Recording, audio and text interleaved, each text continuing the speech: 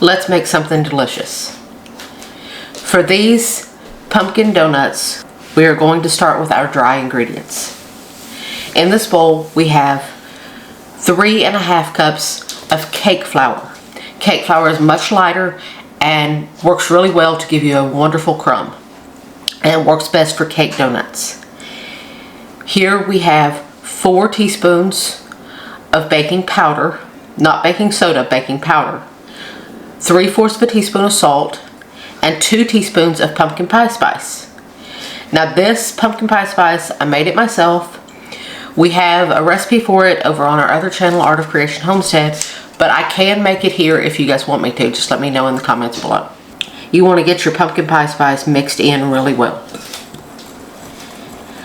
because you don't want a big lump of pumpkin pie spice. Nothing would ruin your donut like having a big lump of cinnamon or something like that in a pocket. It would ruin the experience. Now for the wet ingredients, you will need 1/2 cup of sugar, 1/2 cup of packed light brown sugar. Now sugar may be solid, but it is a wet ingredient because once it's mixed with liquid, it becomes liquid. So always treat it like a wet ingredient, unless the recipe states otherwise. To this, we are going to add 1 cup of pumpkin. This is pumpkin puree, not pumpkin pie filling. Pumpkin pie filling already has sugar and all of this stuff in it. You do not want that. You want pumpkin puree. Then we have 2 tablespoons of unsalted butter that have been melted and cooled. You don't want to put it in when it's really hot because it will start to melt your sugars. You'll end up with probably not the right consistency on your donuts. Now we will add 2 large eggs and 1/2 cup of whole milk buttermilk. I personally prefer whole milk buttermilk. It makes your end product much richer and just a much better end product than fat-free or low-fat buttermilk. Now to this, I'm going to add 2 teaspoons of vanilla extract. I'm using the pure stuff. And if you guys have been watching me, you guys know I don't measure vanilla. So that could be more like 2.5 to 3. But extra vanilla means extra flavor. Now you want to mix all of this together. And it's going to look wet and sloppy because this is your wet ingredients. If it doesn't look wet and sloppy, if it looks dry and pasty, then you've done something wrong. It will work a lot better if you take your whisk to it. Your whisk will help it to come together much quicker than just using a spoon. Now I know this is an odd order for those of you who know anything about baking, but you're going to add your wet to your dry this time. So you want to make a well in the middle of your dry ingredients to pour your wet ingredients into, that it will slowly incorporate instead of causing lumps. That well's probably not big enough because the bowl's probably not big enough. But I'm notorious for not getting big enough bowls. So we are going to pour our wet ingredients into the middle, and it looks like it may have worked out. But we'll see once I start mixing. Now you're going to start working in the middle, and as you can see, your dry ingredients and your flour is starting to work into the wet ingredients. This works it in gently and doesn't allow your flour and your dry ingredients to start clumping as much. You get a smoother mixture if you do this. Once this starts looking more dry and more pasty almost, then you can start just mixing fully. Now you want to keep stirring this until it's all mixed in, but you don't want to overwork, because even though this is cake flour and it's a little more gentle, it still has gluten. You still develop gluten the more you stir, which will lead to tough donuts, which is fun to say to someone. Tough donuts. But it's not fun to eat one. Now you can see that there's still a few little streaks of flour in there. You want to bring up from the bottom. Make sure you scrape down to the bottom every time, because I promise you, you will think it's mixed and there will be more dry pockets in the bottom, like I am finding right now. See? I just uncovered one. And you want to just mix it until all the dry is mixed in. Now it's going to seem very wet and sticky right now, which isn't very conducive to rolling out. But the next step is going to make it much easier to roll out, because we are going to chill it. You want to chill it for about an hour. You want to cover this, and so you don't get refrigerator funk in it. You want to cover it and refrigerate it for 1 hour. Now this dough is out of the refrigerator. It's been in there for about an hour. It's still a little sticky, so you want to flour your surface really well. But a sticky dough usually means a moister donut. So you want to make sure that you get all the dough out of your bowl and onto your heavily floured surface. As you can see, it's still pretty sticky. But you don't want to add more flour because it's going to get tougher. So you'll just work the flour in while you're rolling and while you're doing this part. Now I'm going to put some more flour on top. You want to flour generously. Like I said, I'm warning you, it is going to be a sticky dough. So the fact that it's sticky and moist like this, you may not even need a rolling pin. You may just be able to pat it out with your hands. But it's going to make for very moist donuts. And who really wants a dry donut? I know there are a lot of donuts you can buy in the store that are very dry. But who really wants a dry donut? I mean, I don't. So you want to keep raising it up and moving it around and make sure that it's not sticking to your surface, because you will dust this flour off once you get them cut. But you want to make sure that they're nice and floured right now.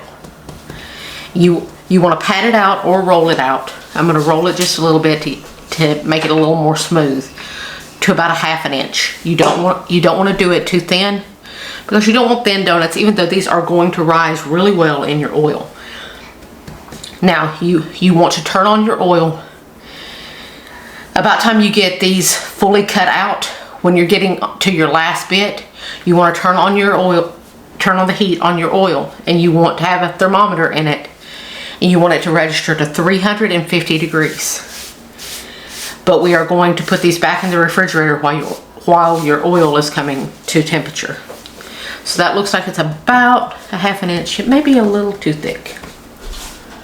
So we'll roll it a little bit more, because that may be a little too thick.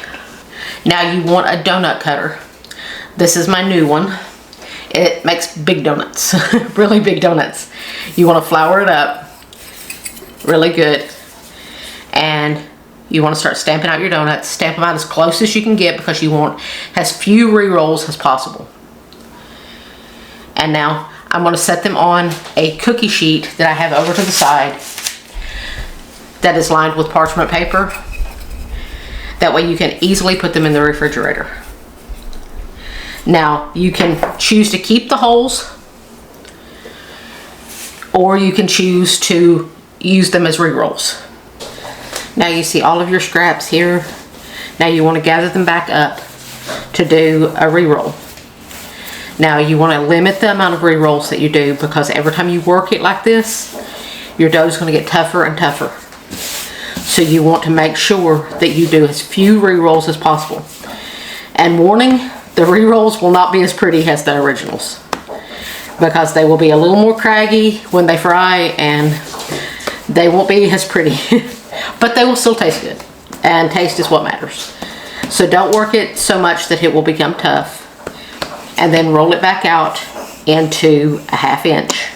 Now it looks like I'll be able to get about 2 more donuts and 2 more donut holes about this size out of this. Now I am going to fry up the holes, but that's up to you. And this donut cutter makes it really easy to do the holes. Now the rest of this dough, you can choose to do a re-roll, which I'm not going to. Or you can just pinch it off in little balls, roll it up in your hands, and make little donut balls, and I will fry those separate. Now you want to put your donuts in the refrigerator to let them chill while you are heating up your oil. Like I said, you want to have, I have an enamel cast iron Dutch oven heating with about 2 to 3 inches of oil. Now while our oil is heating and our donuts are chilling, we're going to start making our glaze, because you want everything to be ready when they are done. So we have 3 cups of powdered sugar, and this is going to be a maple glaze. So I have 3 tablespoons of pure maple syrup. You do not want to use pancake syrup. It will make it entirely too sweet. Please use real maple syrup. Now we are going to add 1 teaspoon of vanilla extract, and we have a half a cup of milk, but with making glaze, you don't know if you'll need all of that half cup, especially with the maple syrup. So you want to pour in about half of that amount, which is 1/4 of a cup, and you want to stir it around and see where it's at by that point. And as you can see, that is way too thick. It's more like a frosting than a glaze. So you want to start adding more milk, but don't add a ton, because you want to err on the side of having to add more milk than having to add more sugar, because as you add more powdered sugar, it's going to get sweeter and sweeter, and it's very quickly going to become too sweet. Okay, now our oil is at 350 and we're ready to start frying. So we're going to lower our donuts. You want to lower them into the pot and be very gentle not to splash yourself. Only fry 3 at a time, because you don't want to overload, because that will bring the temperature of your oil down. And see, they start floating. Now you want to fry them for like 1 minute to 1.5 minutes at most. You do not want to fry them for any longer than that. Now it's been a little over 1 minute, so I'm going to start flipping because they're nice and brown. If it flips and don't roll back over on you, you know it hasn't taken on too much oil. If it tries to roll back over on you, then it's taken on too much oil, and your oil is probably not hot enough. See, they get nice and craggy, and they start to rise a whole lot. So you want to fry on the second side for about 1 minute to 1.5 minutes.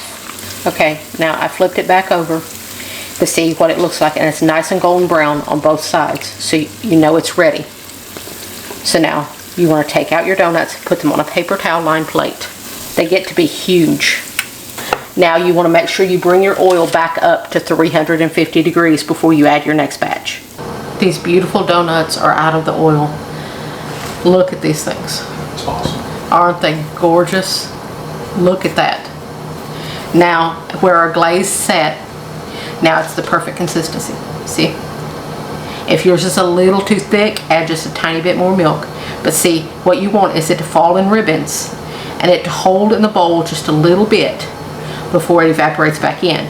Some people will do a figure 8, and if you can still see the 8 by the time you get to the end of it, then you're good. We also have a cooling rack set up with some parchment paper underneath. That way it can drip. You can put them on the cooling rack, and the excess glaze will drip down and won't make a mess on your countertop. Now we're going to start dunking the donuts. Now I'm just going to dunk the tops. You can dunk the whole donut, or you can just dunk the tops. I'm just dunking the tops because it will melt down to the bottoms, because your donuts are still warm. And you want to set them over here on the cooling rack, and you want to keep dunking. Now if it seems like the glaze is too thick, you want to add a little bit more milk, but remember, it's going to thin out because it's on a warm donut. It's going to thin out a lot. These beauties are all done. They're all dipped in the glaze, and they look perfect. They will air dry. The glaze will air dry, and it will be nice and solid, which is already starting to get there. So now all you've got to do is enjoy them. And come back next time to Angela K's Kitchen, where I take you from gourmet to everyday and everything in between. God bless.